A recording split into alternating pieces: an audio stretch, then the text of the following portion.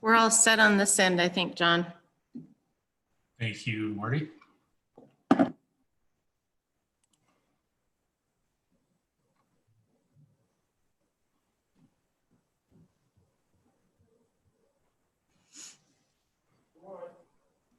Yes, you should be short.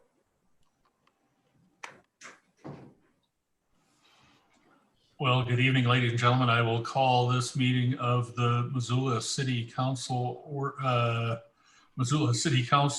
on June 15th, 2020 to order. I'm Mayor John Egan. Please let the record reflect that all council members are present with the exception of Mr. Ramos, Ms. Anderson, and Ms. West. We have no minutes to approve, but we do have a schedule of committee meetings. Ms. Rabine.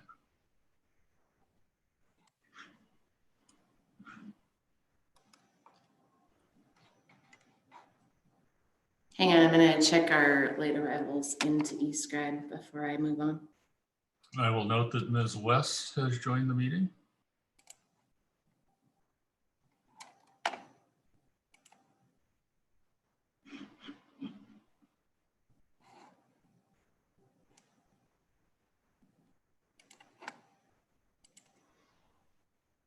Okay, we have a slate of committee meetings this coming Wednesday. All of those meetings will be held virtually, just like this one right here. That means you can watch them live on MCAT on Spectrum Cable Channel number 190, or you can watch them on our website streaming. If you go to the city's main webpage and click on that meetings tab down in the middle of the page, that'll get you right to Meeting Central here at the City of Missoula, access to all city meetings that are being conducted virtually. You can also watch on the city's YouTube channel. And so here we go. Here's our committee schedule this coming week. I'm not sure if these glasses, yep, the glasses are worse. They're making it worse rather than better. At 9 a.m. on this coming Wednesday, the City Council community listening session will take place from 9 until 11. The Public Works Committee will meet from 12:30 to 1:45. The Committee of the Whole will meet from 1:50 to 3:05. And Administration and Finance Committee will be the last meeting of the day, and they're meeting from 3:15 to 3:25. Thank you, Ms. Rabine. Are there any changes to that committee schedule? Mr. Von Losper. Thanks. Sorry, Marty, I spoke with Kirsten. So we will not be kicking off the listening session this Wednesday morning. We're looking to get that going next week. Apologize for the confusion about that. And I'll speak to that some more under new business. Thank you, Mr. Von Losberg. And I will note for the record that Ms. Anderson has joined us. We have no one in the waiting room for general public comment this evening. So we will move on to our consent agenda. Ms. Rabine. Marion, and I don't even think I put the phone numbers up for folks to call in for public comment. And we didn't announce them. You know, we can certainly do that. The drill has been such that I think people generally know through the citizen guide, but if you would like to join us and offer public comment this evening, there are a number of phone numbers you can use, and I will give you one, which is 1-253-215-8782. And if you're interested in using landline only, you may dial 1-877-853-5257. There's some more information on the screen for you if you'd care to comment. With that, Ms. Rabine, we'll do the consent agenda.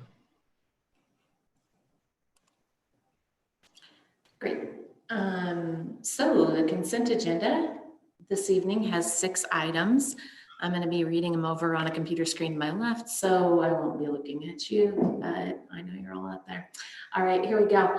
Item number 1 is to approve claims in the amount of $7,963,088.90 for checks that are dated tomorrow. That's June 16th. Number 2 is to approve and authorize the mayor to sign a contract amendment with Truitt Consulting for the National Institute of Health grant-funded project called The Link, a collective impact place-based approach to inspiring Montana's next generation healthcare workforce. Number 3 is to approve and authorize the mayor to sign a contract amendment. Sorry, I just read that. Approve and authorize the mayor to sign an agreement with ReliaStar Life Insurance Company. They're providing stop loss insurance for the city of Missoula. And that contract is in the amount of $893,837.28.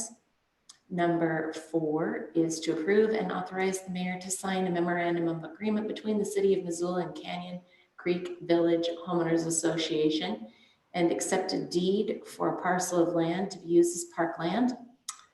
Number 5 is to approve and authorize the mayor to sign separate agreements with Western Excavating, Knife River, and Paulson Electric for emergency repair services for the city of Missoula utilities in fiscal year 2021 in an amount not to exceed $24,999 for each contract. Number 6, finally, is to direct the development services staff to distribute draft amendments to Title 20, which is the city's zoning ordinance. And these are the annual updates for the city's zoning code for comment, conducting a planning board public hearing, and then return the item to the city council for final consideration. Thank you, Ms. Rabine. Are there questions or comments from council with regard to the consent agenda? All right, seeing none, I do have one person in the waiting room. Hello, caller. Hello, caller. Yes. Hi, this is John Engen, and you are live with the Missoula City Council. Did you care to make a comment in general or on any agenda item this evening? Just in general. And if you'd identify yourself for the record, please, and let us know what's on your mind. Sure. This is Greg Martin. I live in Phillips Street here in Missoula. First off, just in regards to the incident in the courthouse on June 5th, I was not there and I'm basing my comments off the description of the incident that I read. So please correct me if I get anything wrong. But I wanted to express my disappointment that the mayor's letter to the Missoula community made no mention of the failure of the police in arresting an unarmed black man while he was being detained by armed white militia. It shows you everything you need to know about racism and why they are called to defund police when our police department seems more willing to trust a group of rogue militants with guns than a man they are holding against his will. Why is it that those armed white militia members somehow had more protection and trust than the unarmed man they arrested? Secondly, it has been more than a year since I addressed the council about the forgotten history of St. Paul AME Church, the black church in Missoula that was active for nearly 3 decades. You may recall in the article I wrote of the racism this group experienced as soon as they moved into the old Lowell School building. The Fourth Ward Improvement Club threatened to boycott any real estate agent or homeowner who sold or rented to black people on the west side. While that did not prevent the church from staying at that location on Phillips Street, it had to have had a chilling impact on the desirability of Missoula as a welcoming place for black people to live. In 1910, when the church started, it represented the seed of potential for a vibrant black community here. In 1910, 95% of all black people still lived in the South. But during the years of the Great Migration, Missoula's black dropped, while its white pot. The AME Church, as I have mentioned, twice had their services interrupted by our own chapter of the Ku Klux Klan. With the rogue armed militia on the courthouse on June 5th, these white road vigilantes claimed they were there to support the church and the Black community. But we all know what message they were really trying to send. You see, what happened on Friday is not much different than what happened over 100 years ago in this town. That is why I find it imperative for the city to support efforts to remember this church and what it represents. I have been involved in an effort to create a mural celebrating the existence of St. Paul AME, while also lamenting the racism the church faced in this town. I've been told by the Public Arts Commission that the city cannot fund this mural, but I'm increasingly of the mind that it is, in fact, the city's responsibility to fund this project, to send a clear signal that we reject the racism that occurred here 100 years ago and that still exists, making this town and this state one of the least Black places in the country. I ask not only that the city funds this project, but that it ensures that Missoula's BIPOC community are the ones who decide who will make the art and what it will look like. Thank you, Greg Martin. Thank you, Mr. Martin. And we have another caller in the meeting, ending in 4210. That's me. My name is Matt Larson, Ward 3. Go ahead, please, sir. Oh, is this, I'm sorry, I just joined. Are we in the public comments, the general comments portion of the meeting? Yes, sir.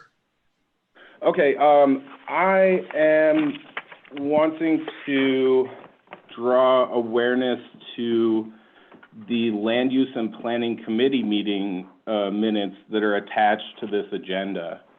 As far as I've researched, and it hasn't been that in depth, I've gone through about like the last 7 months worth of kind of minutes from the various different boards and commissions. But I found this one interesting in that there's no referral to the committee member by name when it concerns their specific suggestions and insights as it relates to the ADU Title 20 stuff that was going on in the June 10th meeting. So I would like to request that from now on, those minutes include the members being identified by name when they have stuff that they'd like to point out or address that's being recorded in the minutes. And that's it for now. I think some of these minutes actually do relate to other items on the consent agenda. So I would like to comment on some of the consent agenda stuff when the time is right. You may do that now, sir. Oh, okay. Okay, so a lot of stuff. The Title 20 stuff, as it concerns the ADUs in Missoula, I would like to object to.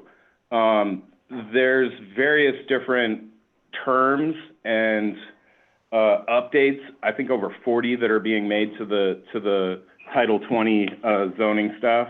And as a committee member pointed out during the Land Use and Planning Board, for instance, the removal of the parking requirements for the ADUs. I think you're essentially flooding our streets with cars if you do not have parking requirements. And one of the Land Use Planning Committee members, I'm sorry, I don't know who, pointed out that, quote, individuals have an opportunity to get parking for their house at $25 a year. So I'm wondering why we need to remove the parking regulations if individuals are able to get parking for $25 a year. I'm also wondering why we're removing the owner occupancy clause of this. I think that also is very objectionable because that will add to a speculative real estate market in Missoula, which already has out-of-state buyers scooping up properties to turn into rentals. And the creation of an ADU with no owner occupancy clause doesn't stop anyone from, creating a a further inflated rental market. I would propose that maybe you guys leave the owner occupancy clause in, or allow those people that are not owner occupants to be possibly forced in some sort of inclusionary zoning to rent their ADU to voucher housing. I think that that might be a good idea. But I do see a problem overall with the ADUs, in that if you look at other communities who have tried to impose these kind of deregulations of the ADUs, you'll see, like in Portland, Oregon, for instance, when you build an ADU, your property value, taxable value, goes up by up to like around 51%, which then again is passed down to renters and homeowners and property owners. So it's not really addressing a lot of the issues. The main issue being affordable housing. Mr. Larson, Let's see. Mr. Larson, the opportunity to comment on, there will be lots of opportunity to comment on those amendments. This is merely directing Development Services staff to get going on those. So we'll be happy to hear more about those when council has a public hearing on them. Oh, sure. Yeah, and you're at about 5 minutes. Did you have other items on the consent agenda? I do have other stuff, unfortunately. I'm sorry to take up everyone's time. I have some concerns as it concerns the Affordable Housing Trust Fund. First of all, the budget for this has not been capped, and there is no cap on the budget, I should say, as far as I've read in all of this 20-page document, or maybe it's more than that. It's like 20 some odd pages. Anyway, I'd like to know, how do you conclude that $10 million will solve Missoula's affordable housing issue in perpetuity? And what is the budget? Who will the admin staff be? Do we already employ staff on the city that do this that already do this job? Isn't the Affordable Housing Trust essentially the same thing as MRA? So why are we creating a redundant agency? And also, what happens to the other organizations in the private sector if we're just clamping down and creating this Affordable Housing Trust Fund? We're already being told by, the powers that be that the general fund is not enough to cure our road problems and to suffice for what it's supposed to suffice for. So how am I to believe that this Affordable Housing Trust Fund is anything but a slush fund that's being created, and a new bureaucracy that's being created that's already draining, again, from an already drained general fund?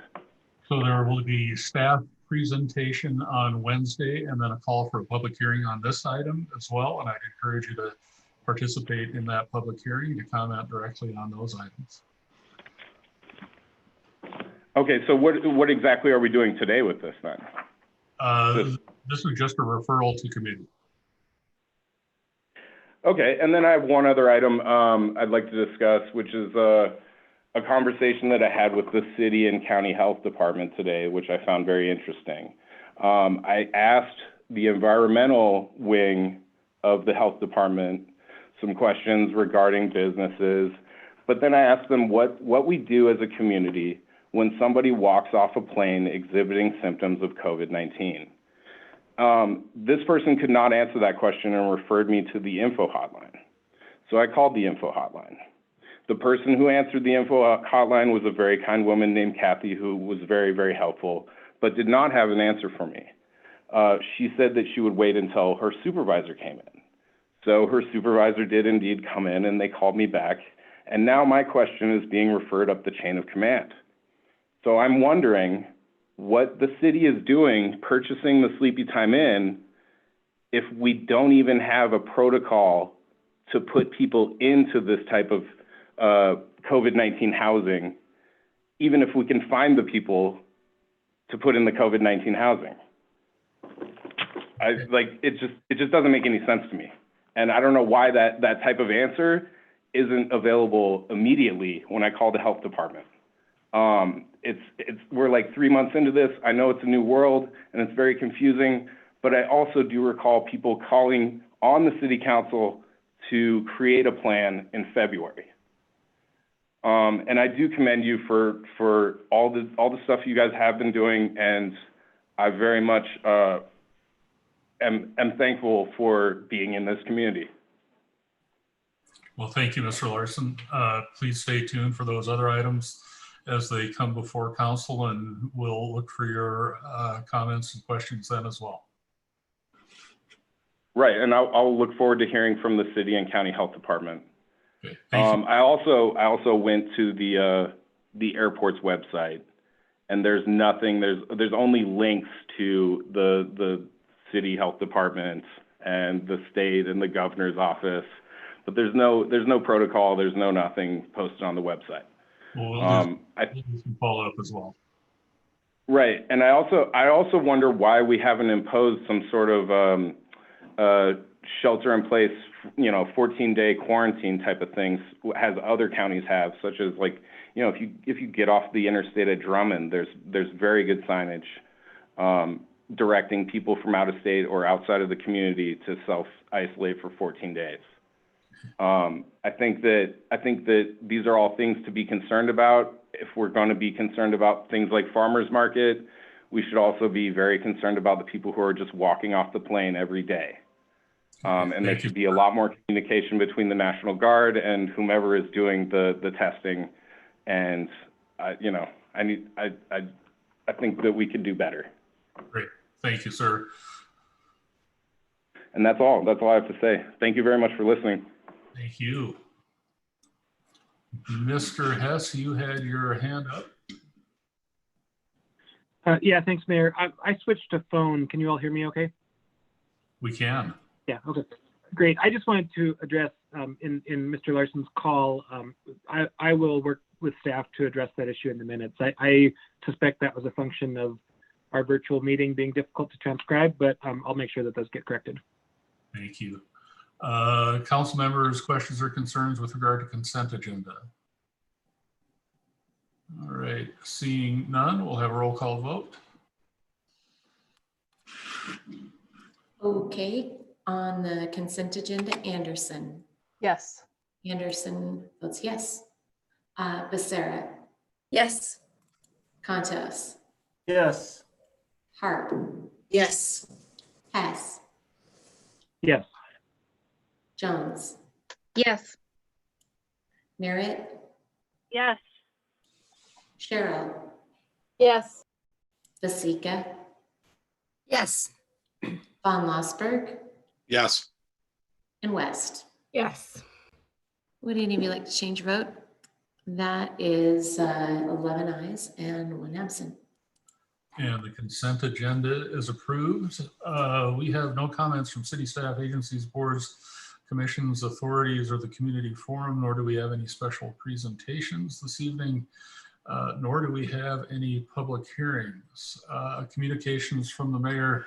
I did send a message to the community that we attempted to broadcast as far and wide as possible with regard to Black Lives Matter, systemic racism, and more. I ask folks to share that widely if you are inclined. There are likely pieces missing. That is the nature of this complex issue that plagues the country and certainly has had an effect here in Missoula, Montana. With regard to Mr. Martin's remarks, I will let you know that the Missoula Police Department is continuing the investigation involving the young man who we believe was assaulted on the lawn of the courthouse weekend before last. That young, it is highly likely, we will know more tomorrow, that the folks who tackled the young man will be charged in municipal court, but we will know more tomorrow pending the results of that investigation. And there's, as always, a bit more to the story than sometimes is broadcast on social media, and we'll try to provide as much clarification as we can in the wake of that investigation. I will start general comments from council members in a slightly different order. So I'm moving from the bottom of my screen, which is you this evening, Ms. Becerra. Thank you, Mayor. I also wanted to thank you for your letter to the community for addressing this very challenging and important issue. You said many things that I agree with, but I think that what really moved me is the last sentence where it says, Black Lives Matter and we have to prove it.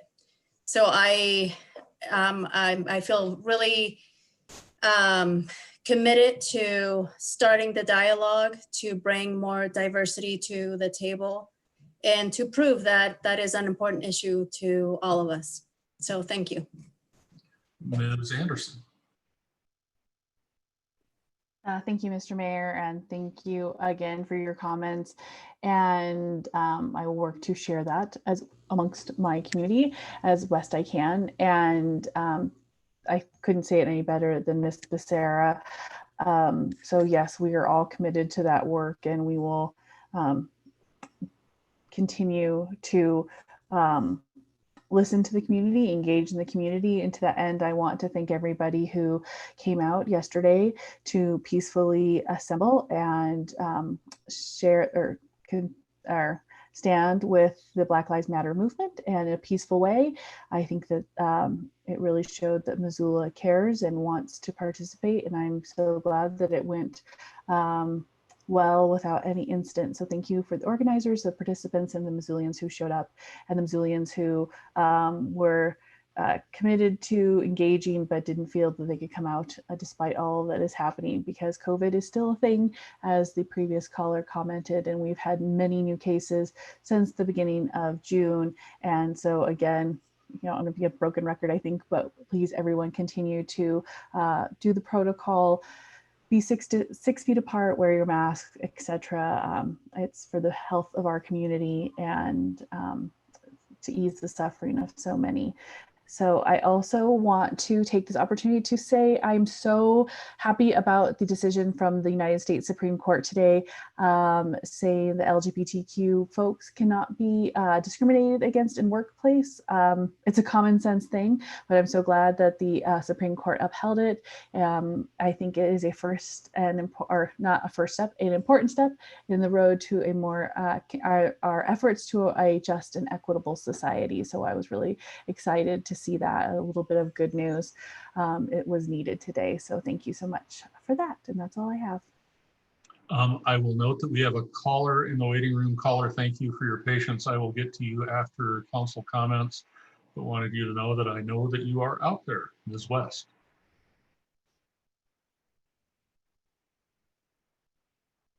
Sorry, gotta mute myself.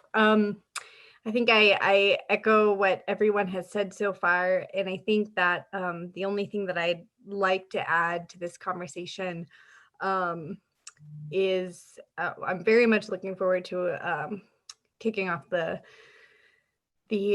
broader listening session and more community engagement. And I think that, the hard part about having systemic racism and inequity in all of our systems is that there's a history and a legacy and ways that we perpetuate that system within our own communities, but also globally.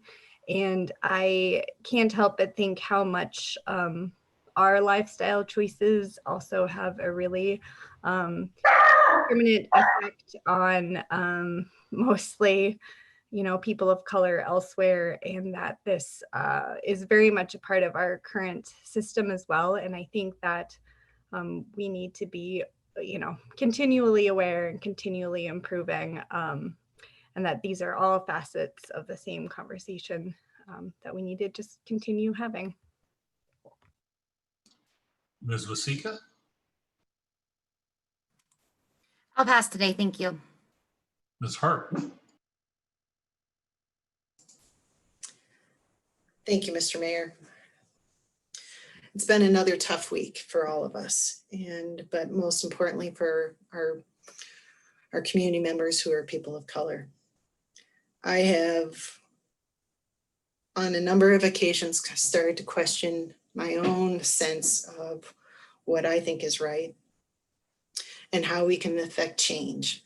And to that end, what we need is more representation at the table, which I think Myrta had pointed out. So thanks for bringing that up.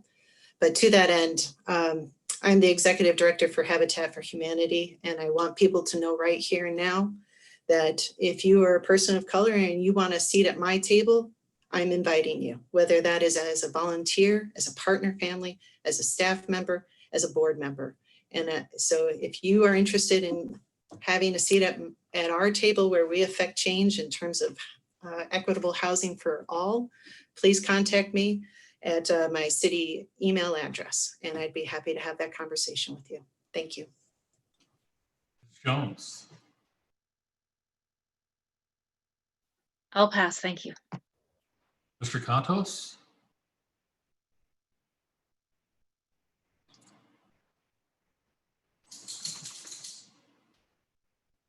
You're muted, Mr. Contos.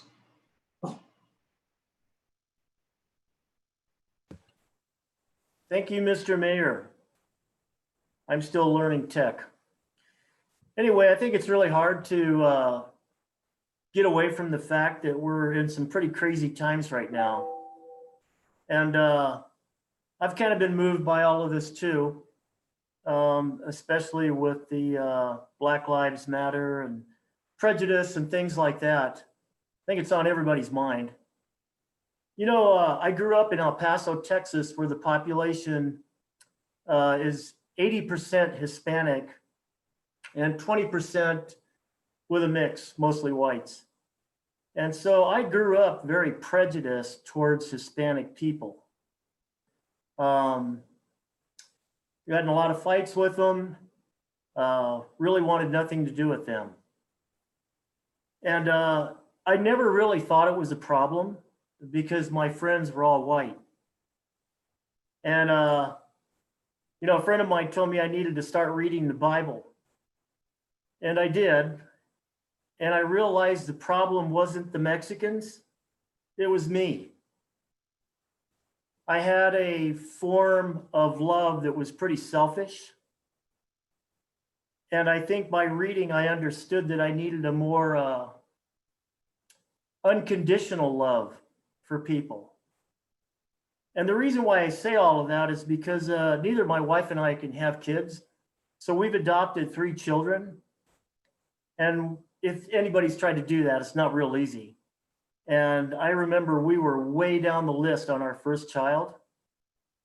And we got a phone call on Friday the 13th, January 1989, saying that we've got a baby for you because nobody wants him. He's Mexican. And my wife and I just jumped at the chance. And that was because I had learned that unconditional love is extremely powerful. It breaks down all the walls. So just wanted to share that. We can all change. Ms. Merritt? Thanks, John, for sharing that. It is difficult to admit, I'm sure, at times. So that's really important to share. I wanted to just speak briefly about the young man that was assaulted at the courthouse. Him and his family have been friends of our family for many years, and my heart is breaking for them and what they're going through. I'm relieved to hear that that there's been an investigation and that hopefully the people who were involved will be brought to justice. When I first heard about it, I was afraid that there would that the people responsible would not be identified, and that there wouldn't never be a process where they would have to come to grips with what they did. The display of people with their firearms in front of the courthouse was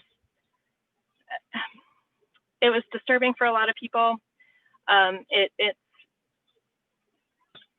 didn't accomplish anything. A number of people have said that they were there, the people with the guns were there to protect others, but they ended up hurting the very people, the very type, person that they were supposed to be protecting, a young Black man. And it's just devastating that I don't think a lot of people understand the lasting impact that an assault like that can have on people. I mean, chances are, everyone's different in how they deal with trauma, but chances are this is going to stick with that young man for a long time. And I know that he's got a lot of family support and support in the community. So I hope that carries him through and helps him heal from this trauma. But the gun should not have been tolerated.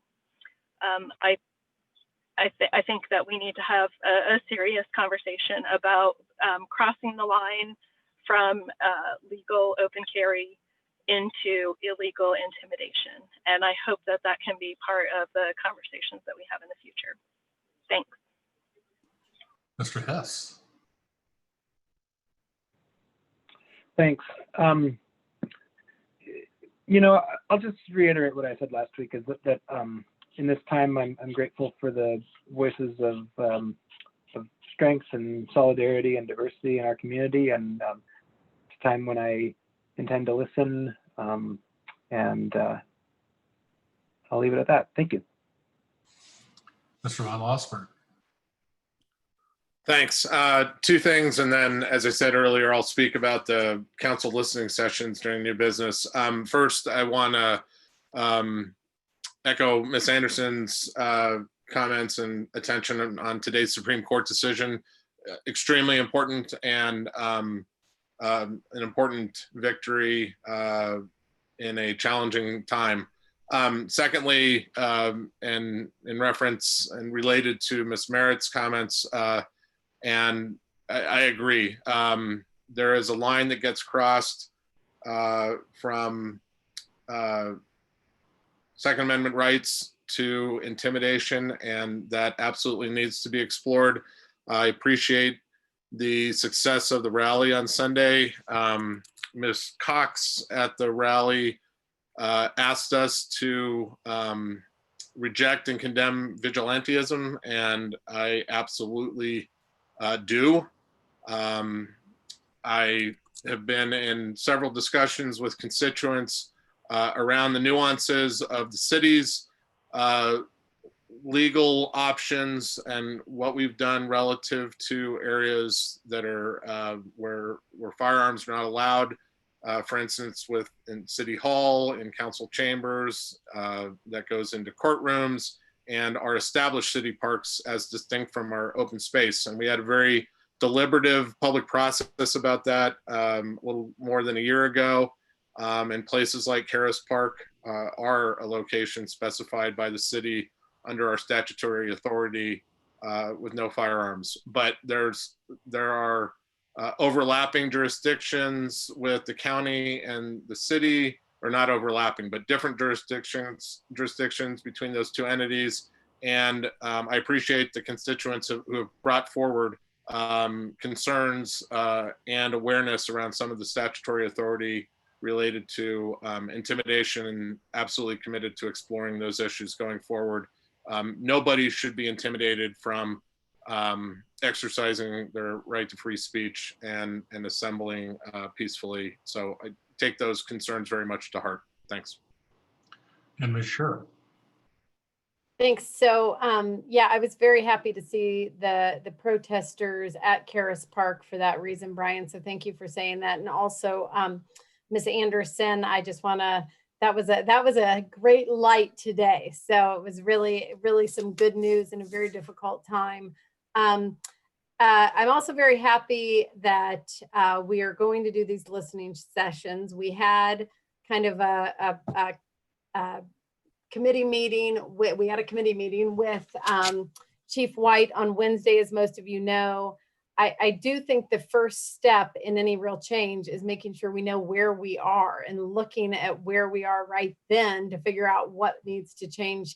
And I think that with a new chief of police that has worked in very diverse communities, much more diverse than our own, and who was rewriting the use of force rules before, or policy before George Floyd's murder, I think there's a real opportunity here for us to take a close look at what we're doing and how we move forward. And so I'm happy about that. I'm happy to get into these listening sessions because, as I can't remember who said it, but someone up, and maybe it was as John, you know, I don't even understand all my own biases. And so I think that this has been really enlightening for a lot of us. You know, I grew up a middle class, Midwestern white woman.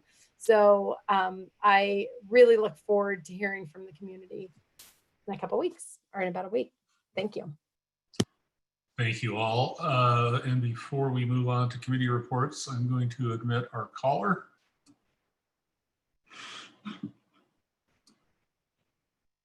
Hello, caller. You've been very patient. I appreciate that. You are live with the Missoula City Council.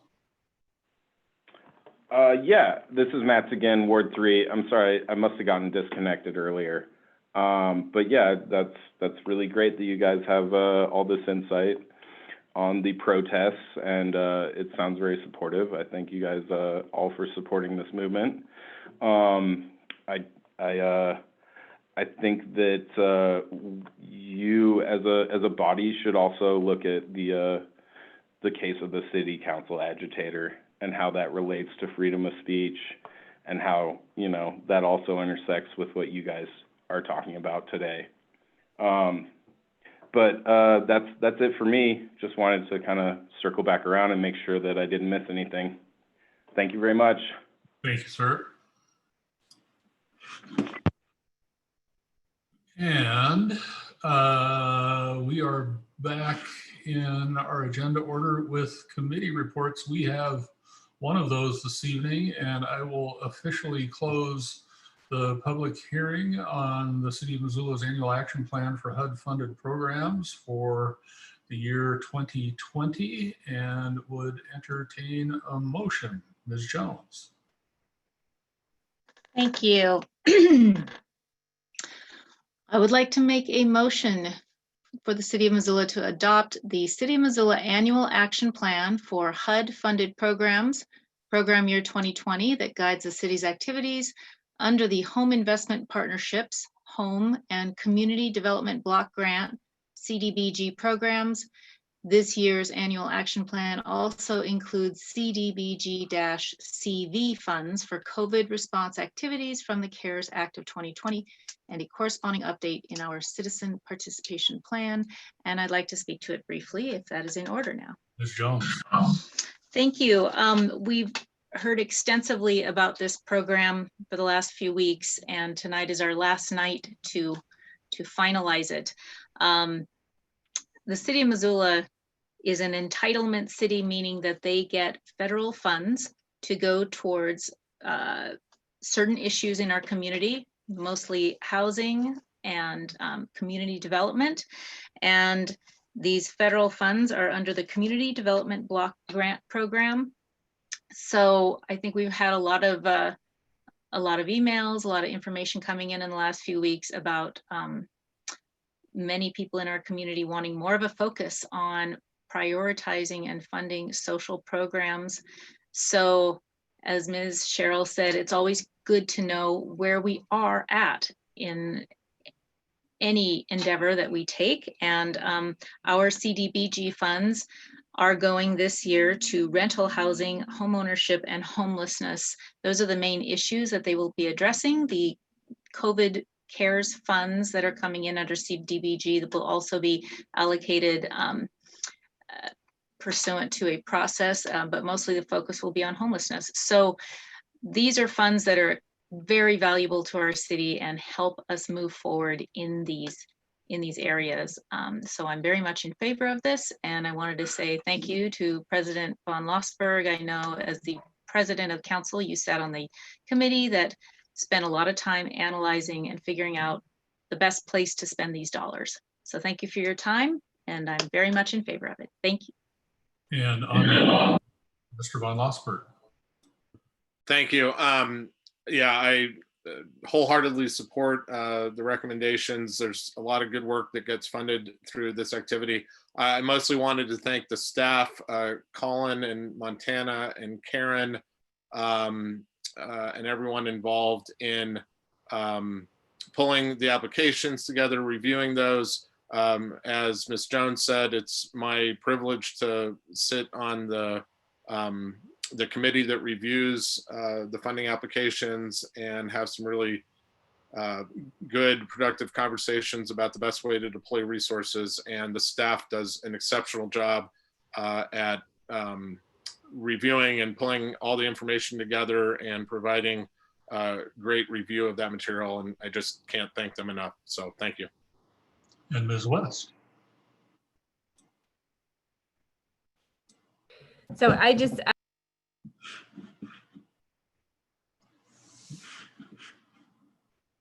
Ms. West, you're muted. dang it. I think I accidentally double click it. It's me, not you. So I just briefly wanted to speak to this, but then also let everyone know that I will be recusing myself from voting on this agenda item. So I, like many of us, we all wear many hats in our community. So I am, a local elected official, but I also work in affordable housing for the North Missoula Community Development Corporation. And that organization is receiving funds on behalf of Clark Fork Commons, the HOA, to put a new roof on 25 homes that are permanently affordable to low-income folks in our community. So I'm super excited about that. And I can attest, just because I am on both sides of this, just how wonderful our staff is to work with, and how they do an exemplary job at, making sure that we have all the tools we need to be successful in what we try to do for the betterment of our community. So thank you to them. And yeah, I'll be recusing myself. Ms. Cheryl. These are great projects and I'm in strong support of it. I just wanted to point out that I don't have the numbers in front of me, but that this time we had more public input than we've had in the past, a pretty significant increase. And I was happy to see that, so. Thank you. Ms. Hart. Thanks. I think behind Superheroes of Kindness, this is my second favorite day of the year when we get to stamp our approval on our CDBG and home grants. And I hope all of you will vote in favor of this. Thanks. I see no additional hands up, so I'm assuming no further discussion. We have had a public hearing and we'll have a roll call vote. Thanks, Mary. Again, on the motion to adopt the plan, Becerra. Yes. Contos. Yes. Hart. Yes. Hess. Yes. Jones. Yes. Merritt. Yes. Cheryl. Yes. Basika. Yes. Von Lossberg. Yes. West. Abstain. Anderson. Yes.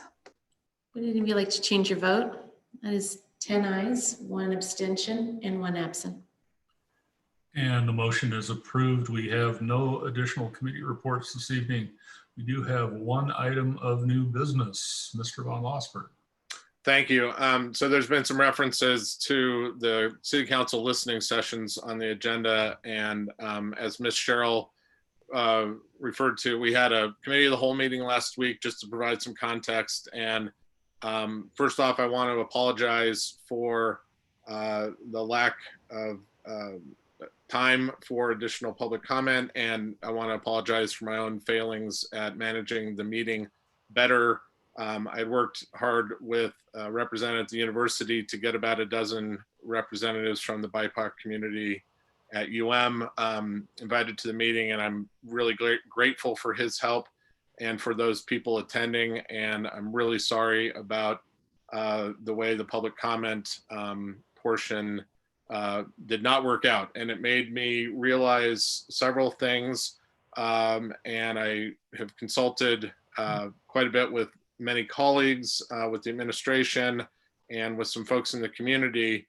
And looking at our council rules, I have an opportunity tonight to constitute an ad hoc committee of council. So I am using this opportunity to do that. Functionally, that means the entire council will be on this ad hoc committee. And we're referring to it, and if we get a better name for it, I'm absolutely fine with changing, but the focus of this is what the name says. It's community listening sessions. I've had some really wonderful conversations with my colleague Mirta Becerra for the purposes of logistics. Mirta has offered, and I have asked her to be the chair of the committee. I'll vice chair the committee for logistics reasons, but I want to be clear, the reason we're doing this is first a recognition that our existing committee structure and processes themselves provide an impediment for, I think, hearing people in this moment, at this time, the way people need to be heard. And so I want to be, this is very intentional. We're not creating a subcommittee of one of our existing committees. We're creating this ad hoc committee to get as far from that structure and those processes, frankly, as we can, with the intent to be better able to listen to the community. These meetings, there'll be public meetings, just like our other committee meetings. All council members are a part of this, but very importantly, these will not be chaired by council members. I've reached out to Spider McKnight. Many of you know Spider. I was really excited when Spider worked with the downtown master plan update process. She was engaged to get community participation and comment from all over the place in the community, but specifically from people and groups and places that didn't traditionally come into these processes that we have. And she did a marvelous job doing that work. She is reaching out to members of the BIPOC community, and it's my hope, our hope, that these sessions will be chaired and facilitated, I should say, and co-facilitated by members from that community. I and all of us who I've talked with this about feel very important about that. So again, not chaired by council members, but chaired by folks from the communities that we're looking to do a better job listening to and act on that input. It's important that I recognize that it's not enough to just listen. We need to honor that input by collecting it in a substantive way and then acting on it. And I and others are committed to that process. I envision several of these. I hope people can appreciate that it is taking some time to get them set up. I'm trying to kind of run a sprint and a marathon at the same time. I appreciate the mayor's support of this. I've spoken with him about that. So we're going to get these started as soon as we can. Ideally next week is what we're looking at. And I think I've spoken a bit about the structure, but again, really an opportunity for council members to be in a place to do some deep listening to folks from the community, hear that input and be able to act on it. And I look forward to us working with the facilitators about more of the structure for it. I don't have by any stretch all of the answers to this, and we will change and adapt as we get good input and good ideas about how to move forward. I think we also have a vision that there will be several of these. They won't all be at the same time. We'll try and vary it so that there's as much of an opportunity for folks, given their constraints, to participate. And there's also been some ideas about some changes we can make to our technological platform and assistance that we might be able to get from the university on that front. And so we'll explore all of those ideas and move forward with that. And I would be happy to take any questions from my colleagues if there are any. Thank you, Mr. Von Lossberg. The council president's prerogative is to establish this committee, so there's no action to be taken by council this evening. But if any of you have comments, please raise your hand and let me know. I will tell you that I appreciate this effort and leadership on the part of Brian and all of you. I think this effort will help inform the broader community plan that we're hoping to put together. So all of these parts are working together, and I appreciate us collaborating here. Ms. Hart. Thank you. Brian, I'm very excited that you brought this forward as an alternative to the way our meetings are normally conducted. So thank you for that. Since we're looking at using Engage Missoula as a tool to try and get some of those other voices at the table that normally don't come to our committee or our council meetings, I'd like to just put this out there that maybe there's a way that we can use that platform as well, so that we can continue to hear these voices that otherwise may not feel comfortable or may not have the time that coincides with our schedules. So just to put that out there. And Ms. Merrick. I just want to say thanks to Brian for acting to try and get this instituted. I understand that the logistics of it just didn't quite play out so that we could make it happen this week, but I look forward to the weeks ahead and hearing from the community. It is a learning process for all of us, and I hope that the community will, cut us a little bit of slack as we maybe make some mistakes and then try and pick it up and learn from those mistakes and move forward. So thanks a lot. Ms. West. I've mentioned this to a few folks, and I think that everyone is pretty excited about this opportunity. And I guess my question is if there is going to be a very basic graphic that we can share on social media. I know that our way of announcing things also isn't always the most easy to find or easy to navigate. And it would be great to just be able to have an invite that all of us can easily share. If not, I can make one. So I'll volunteer. And Ms. Becerra.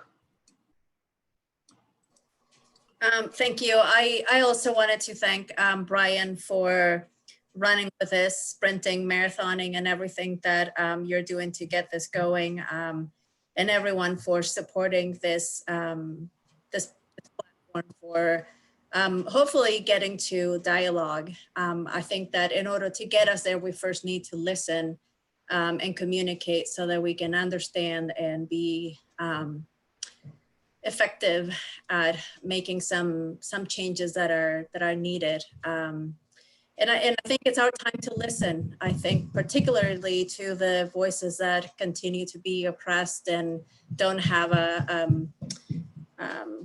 place to be heard. So I look forward to that. And this is, in my view, step one to many that need to happen in order for us to create that change that's much needed. So thank you. Right, seeing no further discussion. If none of you have any additional items to be referred, I'd like to draw your attention to one late referral. And that is something we'll be bringing you this week in Committee of the Whole. And that's a commitment to match a grant that would help us establish a mobile crisis response team. There are a lot of moving parts here, but we do need to be able to at least express as a function of the grant that we can match it. We are not necessarily sure that we can pursue this grant successfully right now, but it is a priority, and we're having continuing conversations about whether we're going to be in a position to do this. This is one of those moving parts, and I wanted to get it before you in advance of that potential grant application. And if there are no other additional items to be referred, I will ask if there are any miscellaneous communications, petitions, reports, or announcements this evening.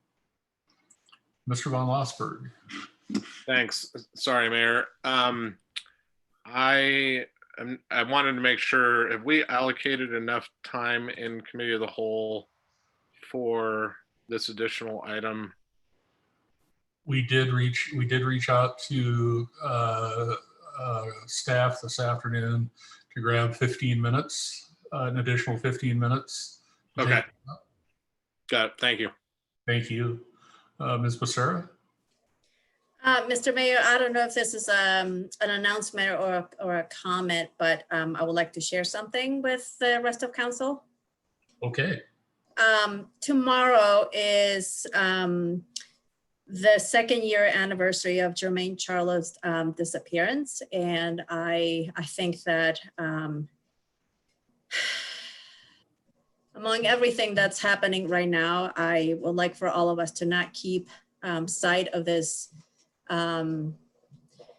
sad state of affairs for our Native members of the community, and just keep that in mind and reach out to anyone that you know who might have a connection. Thanks. Thanks, Ms.